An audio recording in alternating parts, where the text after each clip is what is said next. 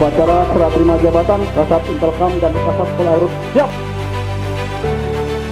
Mutasi merupakan dinamika organisasi. Pada kesempatan ini, selaku Kapolres Staf Keluarga Besar Polres Kepulauan Seribu menyampaikan penghargaan dan terima kasih yang setinggi-tingginya kepada AKP Selamat Wiono SH dan AKP Muhammad Aldi Gutman Sudi Arisawan SPK SIK MH atas pengabdian dan dedikasinya dalam melaksanakan tugas selama ini.